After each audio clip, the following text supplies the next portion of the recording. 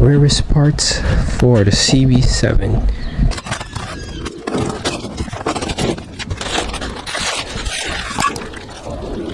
If you're in the CB7 community, you know what this is. This is one of those Orbit. Is it Orbit? I forgot the name of it. I think it is Orbit. That they used to make for the CB7, the gauge pod. This is a real OG piece because they no longer make it anymore. Yeah, everything looks good. So now the only bad part about this is I just put the whole interior together, and now we're gonna take it apart again. But to put this in, oh, I have no problem doing that. So this is how everything's set up right now. I left the clock out because I had an idea this was coming, but I just gotta rip everything apart again to get this out, take all the gauge, cluster, everything, and including the radio. Work of this, just in case everybody don't know how to take this out. You have to take out all the vents, obviously, and this little compartment. There's a screw here, screw up top here. 1, 2. Take these out. There's one in the back. There's one in the back right here. There's another screw up here, and I believe 1 and 2 underneath here. That one down there, and one more over here behind this. So you take this whole thing out. Most people want to take it out and try to bend this portion and break this off. It has a lock on the back of it, so when you're taking this off, take the cigarette lighter out with everything. Don't try to separate it. Leave it in there. This is what a cigarette lighter looks like once everything comes out.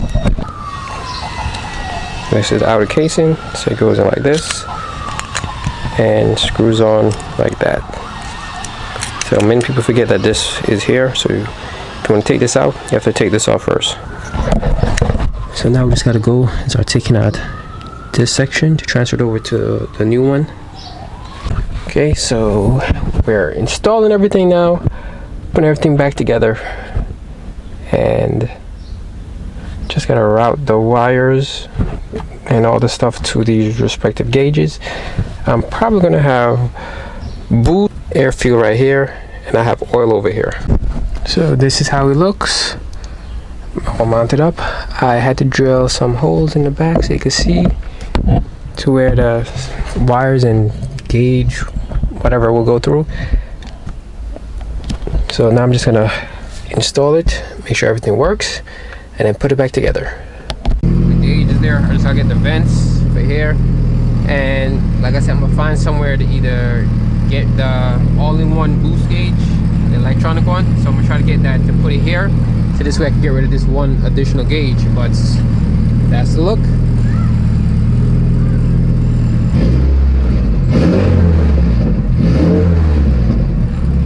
And seems good. Everything is operating. So to me, this is some of the most exciting part of the build. I'm just playing with the alignment. I'm going to raise this up a little bit so I could get the height somewhat where I'm comfortable. But right now the back's a little lower than the front, if you can see it. So I'm gonna bring it up about maybe another, unfortunately, another inch, so this way I could run the whole exhaust underneath there without any major issues. But since everything's going well, I'm working on these areas, the little cosmetic sections. I upgraded what you call it again, the trim bezel.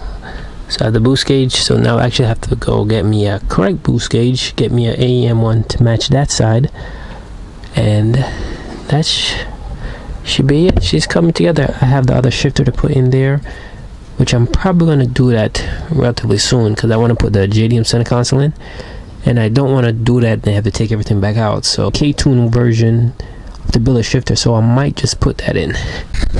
But what do you guys think? Should I keep this or get rid of it?